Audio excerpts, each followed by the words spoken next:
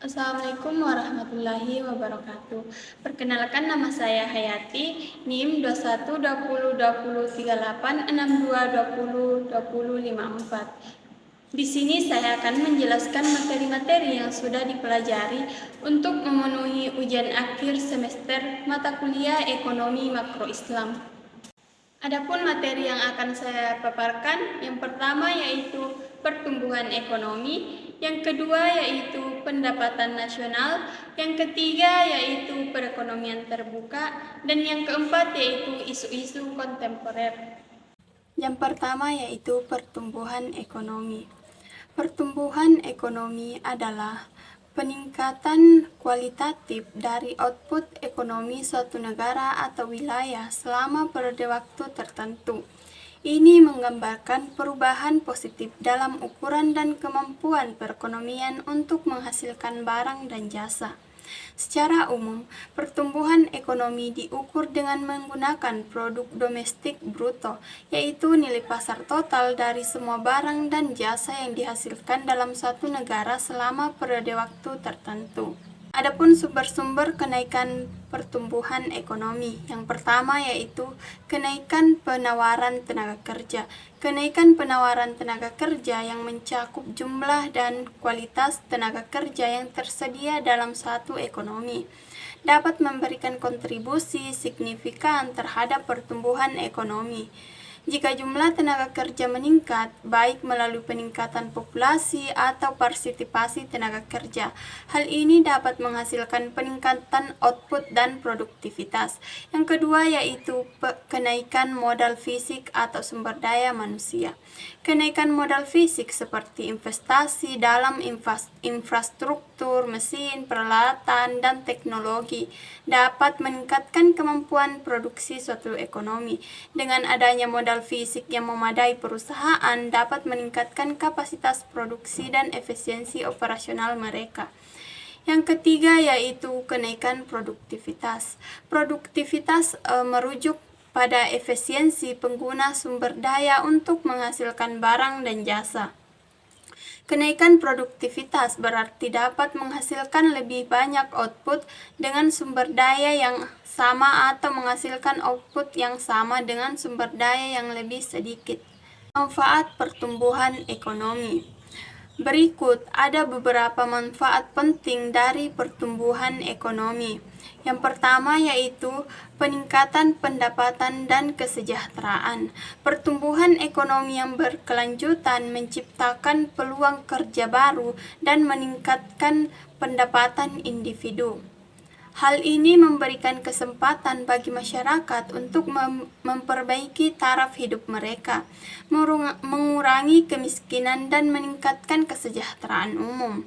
Yang kedua yaitu investasi dalam infrastruktur. Pertumbuhan ekonomi yang kuat mendorong investasi dalam infrastruktur seperti jalan raya, jaringan transportasi, jaringan listrik, telekomunikasi, dan fasilitas publik lainnya. Infrastruktur yang baik memfasilitasi kegiatan ekonomi, meningkatkan produktivitas, dan mengurangi biaya logistik yang pada gilirannya dapat mendorong pertumbuhan lebih lanjut. Yang ketiga yaitu peningkatan kualitas hidup. Pertumbuhan ekonomi berkelanjutan seringkali berhubungan dengan peningkatan kualitas hidup.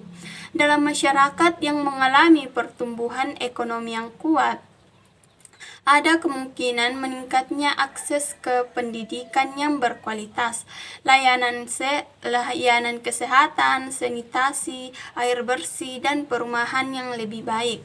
Yang keempat yaitu peningkatan standar hidup. Pertumbuhan ekonomi memberikan peluang untuk meningkatkan standar hidup. Dengan pertumbuhan ekonomi yang berkelanjutan, masyarakat dapat mengakses barang dan jasa yang lebih berkualitas termasuk makanan, pakaian, perumahan, transportasi, dan reaksi. Peningkatan daya beli juga dapat mengarah pada peningkatan komunikasi dan kepuasan hidup yang lebih tinggi. Selanjutnya yaitu pendapatan nasional. Pendapatan nasional adalah seluruh pendapatan yang diterima oleh setiap anggota masyarakat di suatu negara dalam periode waktu tertentu. umumnya dihitung dalam 1 tahun. Dengan pendapatan nasional akan terlihat tingkat kemakmuran suatu negara. Semakin tinggi pendapatan nasional suatu negara, maka dapat dikatakan semakin tinggi juga tingkat kesejahteraan masyarakat. Adapun manfaat pendapatan nasional. Yang pertama yaitu mengetahui tingkat kemakmuran suatu negara. Yang kedua yaitu mengevaluasi kinerja perekonomian dalam skala tertentu. Yang ketiga yaitu mengukur perubahan perekonomian dari waktu ke waktu. Yang keempat yaitu membandingkan kinerja antara sektor. Yang kelima yaitu sebagai indikator kualitas hidup suatu negara. Yang keenam yaitu sebagai indikator perbandingan kinerja ekonomi antar negara. Yang ketujuh yaitu sebagai indikator perbandingan kualitas standar hidup satu negara dengan negara lain. Yang kedelapan yaitu sebagai ukuran dan perbandingan pertumbuhan ekonomi dari waktu ke waktu. Yang kesembilan yaitu sebagai ukuran dan perbandingan pertumbuhan ekonomi dan kekayaan antar negara. Adapun faktor-faktor yang mempengaruhi pendapatan nasional. Yang pertama yaitu permintaan dan penawaran agregat. Permintaan agregat adalah suatu daftar keseluruhan barang dan jasa yang akan dibeli oleh sektor perekonomian pada berbagai tingkat harga. Permintaan penawaran agregat menunjukkan antara hubungan keseluruhan permintaan terhadap barang dan jasa suatu dengan tingkat harga. Yang kedua yaitu konsumsi dan tabungan. Konsumsi adalah pengeluaran total untuk memperoleh barang dan jasa yang dalam suatu perekonomian dalam jangka waktu 1 tahun. Sedangkan tabungan adalah bagian dari pendapatan yang tidak dikeluarkan untuk dikonsumsi. Yang ketiga yaitu investasi. Investasi adalah semua pengeluaran yang digunakan untuk menciptakan modal baru. Tujuan dari investasi adalah untuk mengganti bagian modal yang sudah rusak dan menambah penyediaan modal yang ada. Adapun macam-macam perhitungan pendapatan nasional. Yang pertama yaitu pendekatan pendapatan. Adalah pendekatan yang menghitung seluruh belas jasa yang diterima oleh pemilik faktor produksi akibat dari penyerahan faktor produksi kepada produsen. Yang kedua yaitu pendekatan produksi. Pendekatan produksi adalah pendekatan yang menghitung seluruh nilai tambah dari barang dan jasa yang dihasilkan dalam suatu sektor tertentu. Yang ketiga yaitu pendekatan pengeluaran. Adalah pendekatan yang menghitung seluruh pengeluaran yang dikeluarkan oleh rumah tangga seperti konsumsi masyarakat, investasi perusahaan, pengeluaran pemerintah, dan selisih ekspor-impor atau sektor rumah tangga luar negeri. Selanjutnya yaitu perekonomian terbuka. Sistem perekonomian terbuka adalah sebuah sistem ekonomi di mana suatu negara terlibat dalam interaksi perdagangan internasional dengan negara-negara lain. Dalam sistem ini, negara tidak hanya bergantung pada sumber daya dan produksi internalnya sendiri, tetapi juga terlibat dalam ekspor dan impor barang dan jasa dengan negara-negara lain. Adapun penyebab terjadinya perdagangan internasional dalam sistem perekonomian terbuka. Yang pertama yaitu perbedaan kondisi produk. Salah satu penyebab terjadinya perdagangan internasional adalah adanya perbedaan kondisi produk antara negara-negara. Setiap negara memiliki keunggulan komparatif dalam produksi suatu produk tertentu, baik itu karena faktor alam, teknologi, atau keahlian khusus. Dengan adanya perbedaan ini, negara-negara dapat saling memanfaatkan kelebihan mereka dan melakukan perdagangan untuk mendapatkan produk yang tidak yang tidak dapat mereka hasilkan sendiri secara efisien. Yang kedua yaitu menghemat biaya produksi. Perdagangan internasional juga terjadi karena negara-negara dapat saling menghemat biaya produksi dengan melakukan spesialisasi dalam produksi barang dan jasa tertentu. Setiap negara cenderung memiliki sumber daya alam, tenaga kerja, atau teknologi yang berbeda-beda. Yang ketiga yaitu perbedaan tingkat selera. Perdagangan internasional juga dipengaruhi oleh perbedaan tingkat selera di antara negara-negara. Setiap negara memiliki preferensi dan kebutuhan yang berbeda terhadap barang dan jasa. Hal ini menciptakan peluang bagi negara-negara untuk mengekspor produk dan diminati oleh negara lain dan mengimpor produk yang tidak diproduksi secara efisien di dalam negeri mereka. Yang keempat yaitu adanya prinsip perbandingan keunggulan. Prinsip perbandingan keunggulan menjelaskan bahwa negara-negara akan mendapatkan manfaat dari perdagangan internasional jika mereka memproduksi dan mengekspor barang yang memiliki biaya produksi relatif lebih rendah dibanding dengan negara mitra perdagangannya. Dalam prinsip ini, negara fokus pada produksi barang atau jasa yang mereka dapatkan. Keunggulan komparatif yaitu kemampuan untuk memproduksi dengan biaya relatif lebih rendah dibandingkan dengan negara lain. Ekonomi terbuka sama dengan ekonomi empat sektor. Yang pertama yaitu sektor rumah tangga. Sektor rumah tangga merupakan sektor di mana individu-individu atau rumah tangga menjalankan kegiatan konsumsi, menyediakan tenaga kerja dan menerima pendapatan dari sektor lainnya. Yang kedua yaitu sektor perusahaan, merupakan sektor di mana perusahaan-perusahaan beroperasi untuk memproduksi barang dan jasa. Sektor perusahaan melibatkan sektor-sektor seperti pertanian, industri, manufaktur, jasa keuangan, perdagangan, dan sektor lainnya. Yang ketiga yaitu sektor pemerintah, merupakan sektor di mana pemerintah menjalankan kegiatan ekonomi dan memberikan berbagai layanan publik kepada masyarakat. Sektor pemerintah juga meliputi kegiatan seperti administrasi publik, pendidikan, kesehatan, pertahanan, dan infrastruktur. Yang keempat yaitu sektor luar negeri, merupakan sektor yang mencakup transaksi ekonomi dengan negara lain, termasuk ekspor dan impor barang, jasa, investasi asing, dan aliran keuangan internasional. Sistem perekonomian terbuka dalam perspektif Islam.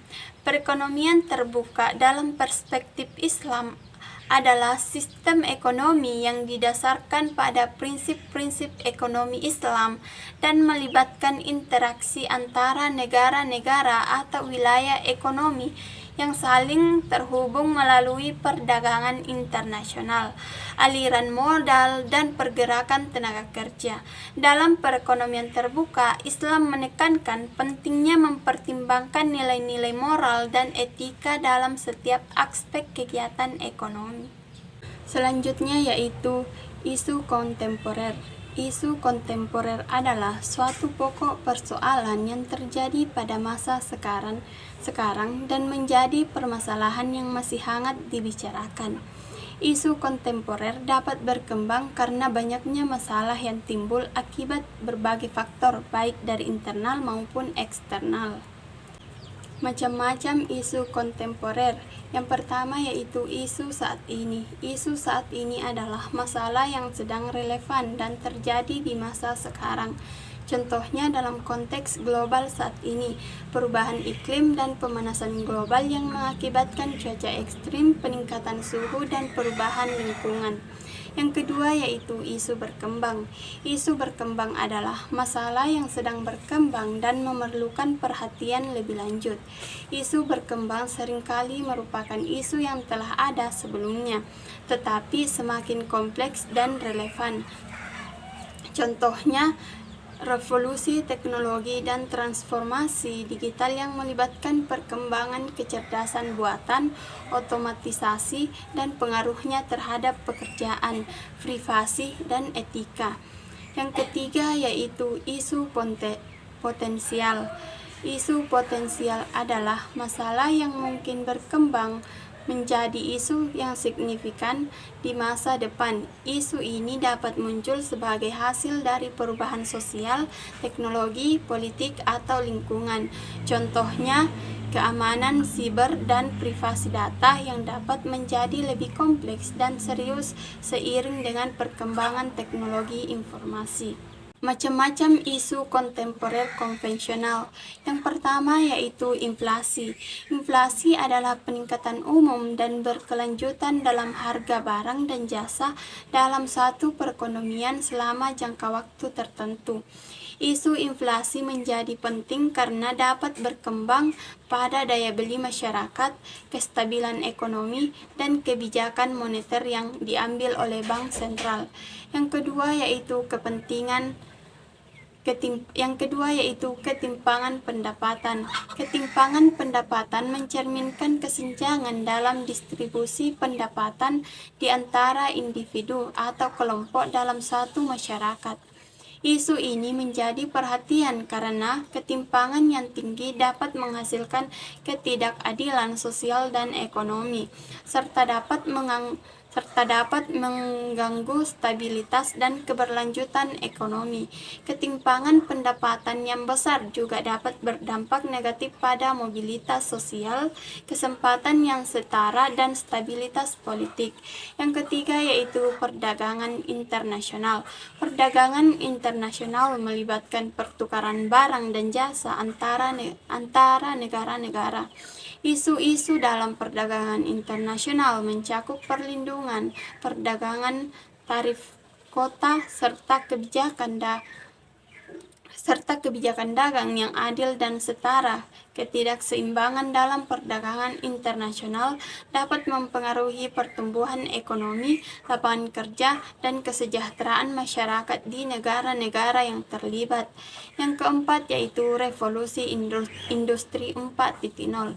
Revolusi industri 4.0 merujuk pada perubahan signifikan dalam cara produksi dan pengelolaan yang dipicu oleh perkembangan teknologi seperti kecerdasan buatan, otomatisasi, internet, dan komputasi awan.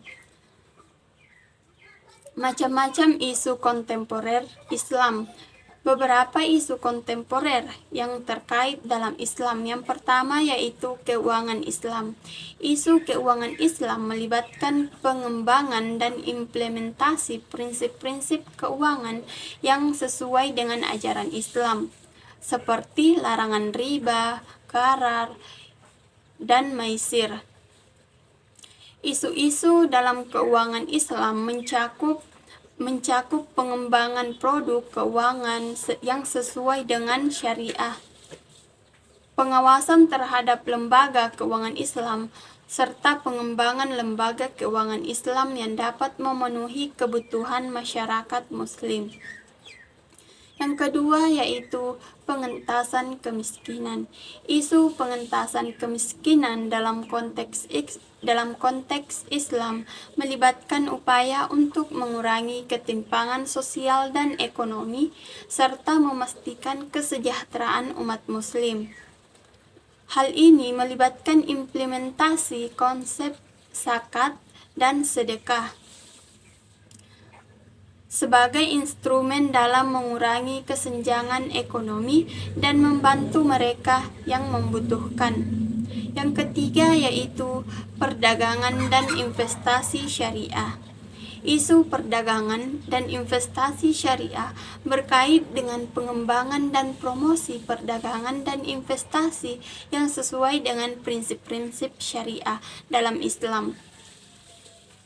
Ini termasuk pengembangan instrumen keuangan syariah seperti sukuk dan pembiayaan berbasis dan keuangan dan pembiayaan berbasis bagi hasil. Isu ini juga mencakup pengembangan lembaga keuangan syariah dan peran mereka dalam mendukung aktivitas perdagangan dan investasi syariah. Yang keempat yaitu pengawasan dan regulasi. Isu pengawasan dan regulasi dalam konteks Islam mencakup pengembangan sistem pengawasan dan regulasi yang efektif untuk memastikan kepatuhan terhadap prinsip-prinsip syariah dalam berbagai sektor. Itulah tadi materi yang sempat saya paparkan. Assalamualaikum warahmatullahi wabarakatuh.